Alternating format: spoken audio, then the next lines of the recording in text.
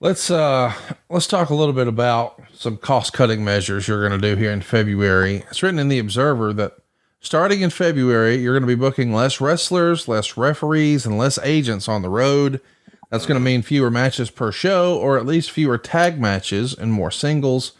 And Meltzer would even say a lot of the lower level talent will wind up with fewer bookings, but there's an attempt to get them to more on sale events and maybe to do more advanced media work and do appearances at the World, which was the Times Square restaurant and bar. But specifically, this jumps off the page. Those wrestlers will be allowed to take indie dates where there are no conflicts with the WWE schedule. Right. You're heavily involved in this, I assume, no? Right. I signed off on all the independent bookings. Right. Now I don't remember who all was in my staff at that time, 20 years ago. Sure. Uh, but I had to approve them, and I wanted to make sure the guys were in a clean ring and they got paid. If you don't get paid, we'll never have our talent booked for you again. Pay the talent when they walk in the door.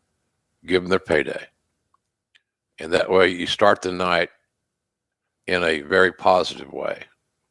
So yeah, I thought that was a way to keep them sharp and they could get some extra work on their game, work on their timing, and stay sharp a little bit, and it gave them a sense of worth, it gave them some destination, it helped their self-esteem. And as we've discussed here on the show, probably more than any of your other podcasts, self-esteem in pro wrestling is an issue because a lot of guys may seem like they're ultimately confident, but they're very the word I'm looking for, they're insecure. And so that's kind of what I thought of that deal. I thought it was a good idea.